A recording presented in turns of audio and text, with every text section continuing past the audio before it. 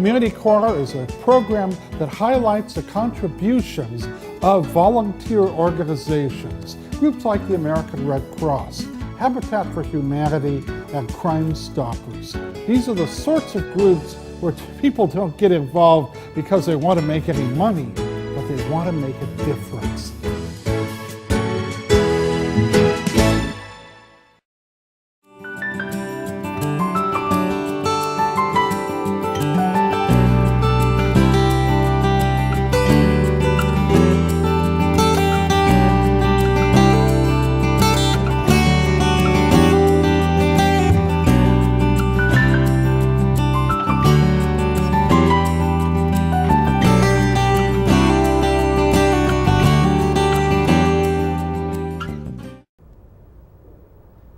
This is another edition of Community Corner, where we examine the unsung heroes of Ventura County, those in a nonprofit sphere who do so much to make our county such a great place to live.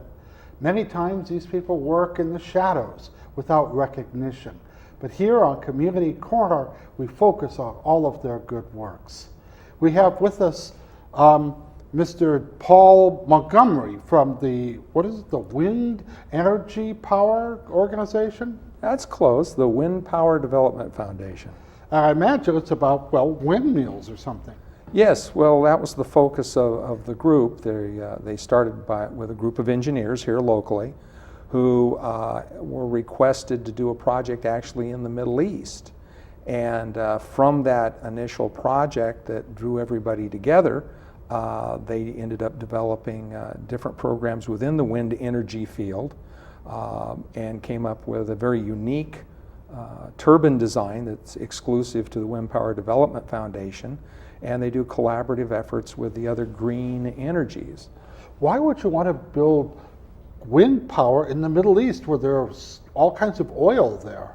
Well, some of the countries in the Middle East, without getting into the politics, actually don't have the oil reserves that their neighbors do. Oh. And so they're looking at other ways in which to deliver energy, because the more industrialized we become, I refrain from calling it necessarily civilized, but the more industrialized we become, the greater the demands on energy. I mean, virtually everything that we do has some form or need of energy, and the objective is to get clean energy into the system, because when you use dirty energies, then you have disposal problems.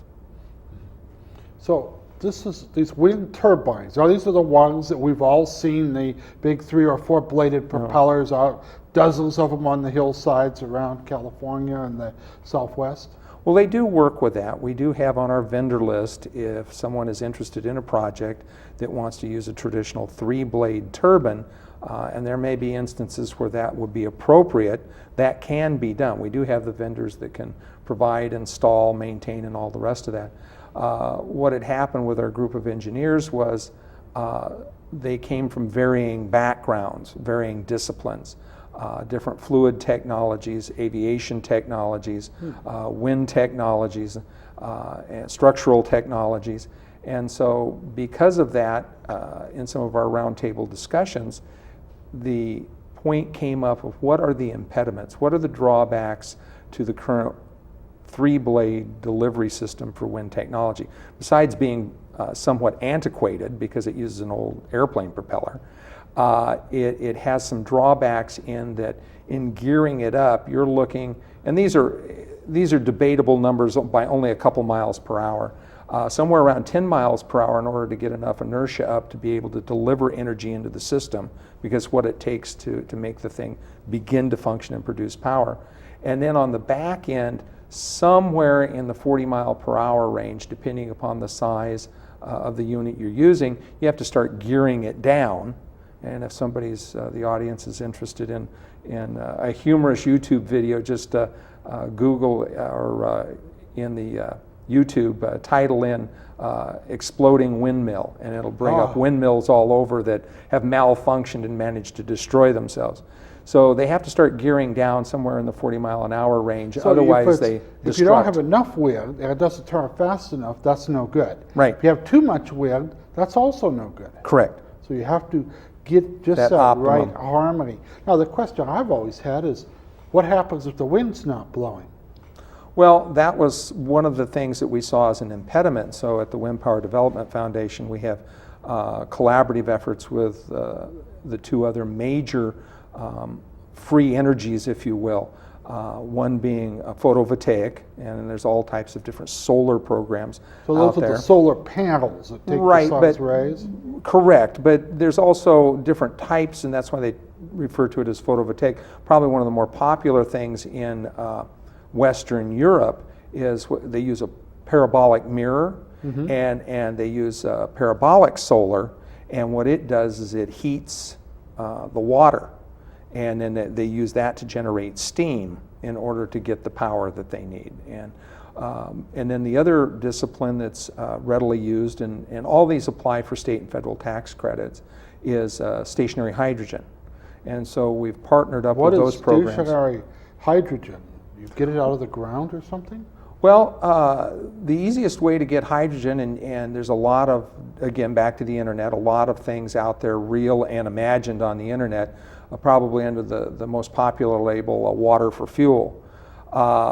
Locally, probably the best example of using a hydrogen project to produce energy would be out at Steve and David Gill's plant in Oxnard, and they produce a facility out there, and they reuse their byproduct, thus powering their plant using stationary hydrogen. They invested approximately $9.1 million, and they have a return on investment, an ROI of about 5 years, and their tax credits, they got over $2 million back in tax credits. So the government encourages this, so it gives tax credits so people can use these renewable sources. Right. It does make them viable, Well, get back and to puts your- relief on the grid. Your specialty being the wind power. Now, have you developed a new turbine arrangement than the three-bladed propeller? Is it Yes. four-bladed or something? Correct. It is more compact. What I'll do is I'll go back, in answering that question, I'll go back to the impediments that a typical three-blade has. I'm sure you've driven out to Palmdale, Lancaster, going out to Las Vegas, those areas, desert communities where you've seen a number of windmills just not functioning. They can not function because the wind's too slow, the wind's too fast, they're down for maintenance, and one of the ways that they take stress off of that system is they'll overpopulate an area with their wind turbines. And so intentionally they're down for a checkup, or they're running a unit that's a little too close to that particular unit, so it's down because they create, again, they're airplane propellers, they create drag on each other. So what we've developed is something that doesn't create drag, improve the harmonics on it, so we've almost eliminated the vibration element on it, because certain settings that can be disruptive. And the other thing, for example, up in Northern California, Ultimate Pass, there's been some issues that where wind blows also tends to be bird migratory paths. Uh-oh. And so you have avian kill, and so that's caused them not to get anywhere near full utilization off of that wind farm. So ours has also been designed to be bird friendly. How do you make it bird friendly? These things are whipping around. Well, we don't birds use could three ram- blades. We use a turbine system, an enclosed cowling with a turbine system, and the way that the air flows in, through, and back out our turbine system. Again, some of our guys have background in aviation. The way they internally it adjusts. So the problem with, if you've ever taken a baton, say, and a baton twirler, or a blade on an airplane, it appears to have open spaces. The bird thinks that's open spaces, and so it flies into those blades because it thinks there's a gap there it can fly through. Well, ours is a solid object. So a bird that's going to hit ours is going to fly into a building anyway. Sort of like the bird strikes that bring down airplanes. Right, right. The bird's moving, the bird's being propelled, the airplane's moving, it's being propelled through the air, and you have bad judgment on the part of the bird, whereas we're a stationary, solid object. So it'd be more safe. As you say, it's enclosed. Well, that Correct. does sound like an improvement over a technology which is, what, 30, 40 years old? Yes, And we can start picking up safely at 5 miles an hour. Actually, if we had an area that we needed to put in a project and had, say, maybe 3.5, we could design it to handle that, but safely 5, and then we start shutting our unit down at a little over 100 miles an hour. Because you have grid degradation if you have winds of that height, let's say a hurricane. You don't want to be producing power into a system that basically is failing.